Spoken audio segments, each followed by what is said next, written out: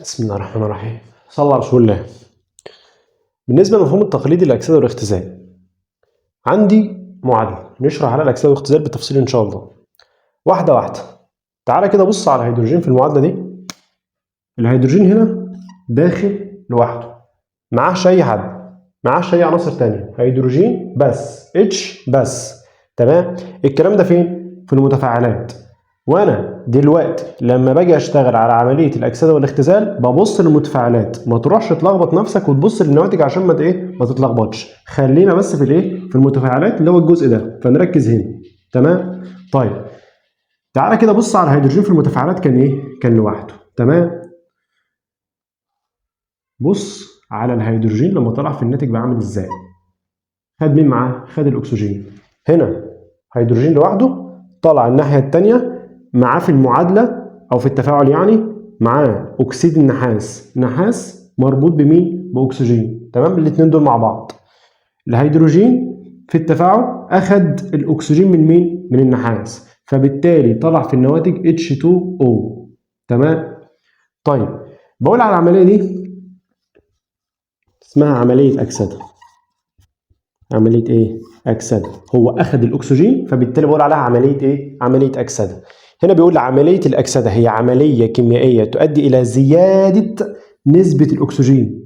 تمام؟ يعني هي اصلا المعادله ممكن يكون فيها اكسجين، يعني مثلا لو جيت اديتك مثال هنا CO زائد O2، هنا اول اكسيد الكربون معاه اكسجين اصلا. تمام؟ لكن الناتج بتاعه بيطلع ثاني اكسيد الكربون. بص كده. تمام؟ حط هنا 2، حط هنا 2 عشان ايه؟ وزن المعادله. تمام؟ لو خدت بالك هتلاقي ان الكربون هنا داخل بكام اكسجين؟ اكسجين واحده، لكن لما طلع الناحيه الثانيه طلع بكام اكسجين؟ 2 اكسجين. معنى كده ان نسبه الاكسجين زادت، فدي برضه عمليه اكسده. تمام؟ سواء نسبه الاكسجين زادت، يعني كان معاه اكسجين وزادت معاه واحد بقت 2، او زي الهيدروجين كده ما كانش معاه اصلا اكسجين، هو داخل من غير اكسجين. تمام؟ وطلع الناحيه الثانيه بكام؟ باكسجين. تمام؟ فبالتالي عمليه الاكسده هي عمليه كيميائيه تؤدي الى زياده نسبه الاكسجين في الماده. تمام؟ الهيدروجين ماده ما كانش معاه اي اكسجين، لكن في النواتج طلع بايه؟ باكسجين، عشان كده بقول عليها عمليه اكسده. اكسجين اكسده، اخذ اكسجين فبالتالي حصلت له عمليه اكسده. تمام؟ في الماده، او نقص نسبه الهيدروجين فيها، او ممكن الهيدروجين نفسه هو اللي ايه؟ هو اللي يقل، برضه بتكون عمليه ايه؟ عمليه اكسده. تمام يا عم؟ خلاص عرفت ان الهيدروجين ده حصل له عمليه ايه؟ عمليه اكسده. ده بالنسبه للهيدروجين. طب تعالوا نبص على النحاس. النحاس ده اصلا داخل باكسجين، هو معاه اكسجين. تمام؟ لكن بص كده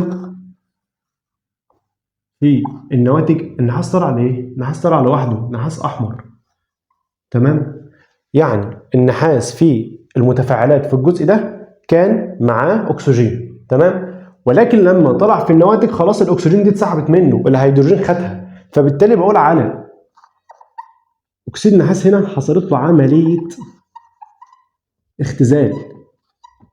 ليه؟ قال لي اصل نسبه الاكسجين قلت عنده، ده كان معاه واحده ولكن نسبتها ايه؟ قلت، ما بقتش موجوده اصلا. تمام؟ فانا بقول عمليه الاختزال ايه؟ هي عمليه كيميائيه تؤدي الى نقص نسبه الاكسجين، اهو زي ما حصل بالظبط لاكسيد النحاس. فعلا هو كان معاه اكسجين ونسبه الاكسجين قلت، هي اصلا ما بقتش موجوده. هو الاكسجين نفسه نزل خالص او قل خالص، ما بقاش فيه اكسجين اصلا. تمام؟ في الماده، او زياده نسبه الهيدروجين، او ممكن يكون معاه هيدروجين والهيدروجين ايه؟ نسبته تزيد. ده بالنسبه لعمليه الاكسده وعمليه الايه؟ الاختزال. تمام؟ طيب بيقول لي كمان ان عمليه بتكون عكس العامل، الاثنين عكس بعض. يعني ايه؟ يعني انا دلوقتي عندي الهيدروجين ده حصلت له عمليه ايه؟ عمليه اكسده، فبالتالي بقول على هيدروجين عامل مختزل. وده قصدي بكلمه الاثنين عكس بعض، يعني ما دام الهيدروجين حصلت له عمليه اكسده يبقى هو هيكون عامل مختزل، عشان كده بقول ايه؟ العمليه عكس العامل. تمام؟ طيب تعالى كده نبص على اكسيد النحاس، حصلت له عمليه ايه؟ اختزال. طب انا عارف ان العمليه دي عكس العامل، وما دام اكسيد النحاس حصلت له عمليه اختزال اذا هو عامل مؤكسد. عامل ايه؟ عامل مؤكسد. تمام؟ ده بالنسبه للجزئيه بتاعه عمليه الاكسده وعمليه الايه؟ وعمليه الاختزال. طيب الجزء اللي فات ده كنا بنتكلم عن عمليه الاكسده وعمليه الاختزال وشفنا التعريفات بتاعتهم وفهمناهم. دلوقتي بقى انا عايز افهم يعني ايه عامل مختزل ويعني ايه عامل مؤكسد. بيقول لي العامل المختزل هي المادة التي تنتزع الأكسجين، المادة اللي بتاخد الأكسجين. هو مين هنا اللي أخد الأكسجين؟ ال H2 ما كانش معاه حاجة، ولما طلع في النواتج هو اللي كان ساحب الايه؟ الأكسجين. يبقى العامل المختزل عندي هو الايه؟ هو الهيدروجين ده. ليه؟ لأن هو اللي انتزع الأكسجين، هو اللي أخد الايه؟ هو اللي أخد الأكسجين. تمام؟ طيب او تمنح الهيدروجين اثناء التفاعل الايه؟ الكيميائي. لو كان معاه هيدروجين ساعات بايه؟ المفروض ان هو بيعطي الهيدروجين او بيمنح الهيدروجين اثناء التفاعل الايه؟ الكيميائي. تمام. طب ده بالنسبه للعامل المختزل. ايه بقى العامل المؤكسد؟ قال لي الماده التي تمنح الاكسجين. تمنح الاكسجين يعني هي اللي بتدي اكسجين، وما دام هتدي اكسجين يبقى اكيد الاكسجين ده معاه. تمام. طب مين هنا الماده اللي في المتفاعلات معاها اكسجين؟ هي اكسيد النحاس، السي او. مظبوط كده؟ تمام. يبقى هي دي الماده اللي هتمنح الايه؟ اللي هتمنح الاكسجين، يبقى هو ده العامل المؤكسد. تمام. يبقى اكسيد النحاس هنا هو العامل الايه؟ المؤكسد. ليه؟ لان هو اللي ادى الاكسجين اللي معاه للهيدروجين. تمام. وطلع في الاخر لوحده معاش حد. تمام. يبقى العامل المؤكسد هي الماده التي تمنح الاكسجين او تنتزع الهيدروجين او ممكن تاخد الهيدروجين اثناء التفاعل الكيميائي. طيب تعالوا نحل كام سؤال على الجزئيه دي. السؤال الاول بيقول لي علم الهيدروجين حدثت له عمليه اكسده. اشمعنى الهيدروجين هو اللي حصلت له عمليه اكسده هنا؟ قال لي لاتحاده بالاكسجين، وما دام الهيدروجين هنا اهو اتحد بالاكسجين وطلع بخار ماء، اذا دي عمليه اكسده. ما دام الهيدروجين كان لوحده واخد اكسجين اتحد معاه، دي عمليه ايه؟ اكسده. يبقى الاتحاده بالاكسجين وبعدها تحول لبخار ايه؟ ماء. تمام. طيب السؤال الثاني بيقول لي يعتبر الهيدروجين عامل مختزل. ليه الهيدروجين ده يا عم عامل مختزل؟ قال لي لانه اختزل اكسيد النحاس الى النحاس. يعني كلمه يختزل يعني يقلل. تمام. طيب اختزل اكسيد نحاس يعني قلل اكسيد نحاس. قلله ازاي يا عم؟ قال لي والله اصل اكسيد النحاس ده كان عباره عن نحاس واكسجين الاثنين مربوطين مع بعض. تمام. فانا اختزلت اكسيد النحاس. اختزلته ازاي؟ اخدت منه الاكسجين وخليته نحاس لوحده. يبقى كده هو قل. كان اكسجين مع نحاس، لا انا خليته نحاس بس، كده قل اهو. تمام. يبقى لانه اختزل اكسيد النحاس الى ايه؟ الى النحاس. تمام. طيب السؤال اللي بعده بيقول لي ايه؟ اكسيد النحاس حدثت له عمليه اختزال. علل برضه يعني اشمعنى اكسيد النحاس ده اللي حصلت له عمليه اختزال؟ قال لي لانتزاع الاكسجين منه.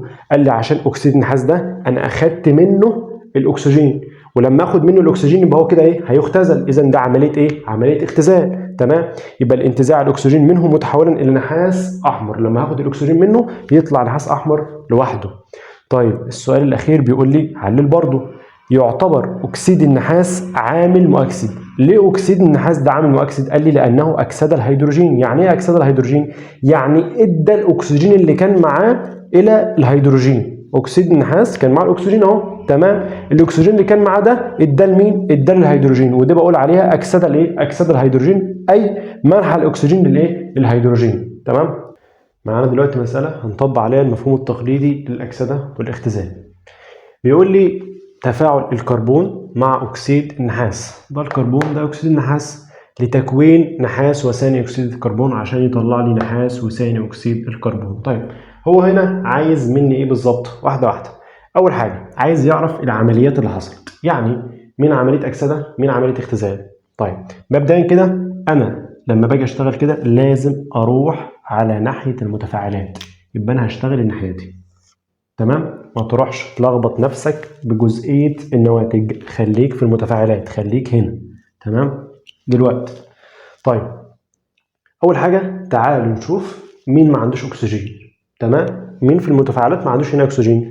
طيب بص كده على اكسيد النحاس، اسمه اصلا اكسيد النحاس وفي كمان رمز الايه؟ رمز الاكسجين O. فبالتالي هنا ده عنده اكسجين. طيب خليه دلوقتي. بص كده على الكربون اهو سي لوحده معهش اي اكسجين ولا معاه اي حاجه، ولما طلع في النواتج سحب مين؟ سحب الاكسجين. يا سلام. اظن ده كده وضحت خالص. كده تبقى دي عمليه اكسده. ليه؟ لان هو داخل في المتفاعلات معهش اي حاجه وطلع في النواتج مع مين؟ مع اكسجين. فبالتالي اللي بياخد الاكسجين ده بتبقى حصلت له عمليه اكسده. طيب تمام. طيب انا عارف ان العمليه عكس الايه؟ العملية عكس العامل. يعني ايه؟ يعني ما دام الكربون حصلت له عمليه اكسده، اذا الكربون عامل مختزل، لان الاثنين عكس ايه؟ بعض. يبقى هقول له العامل المختزل هنا مين؟ الكربون. تمام. وزي ما قلت لك انا شغال كله فين؟ في المتفاعلات، الشق اللي على الشمال، الناحيه اللي على الشمال هنا. تمام. طيب تعالوا نشوف العمليه اللي فوق. ده اكسيد النحاس كان عنده اكسجين، ولكن لما طلع في النواتج فقد الاكسجين اللي معاه. تمام. اذا ده عمليه ايه؟ اختزال.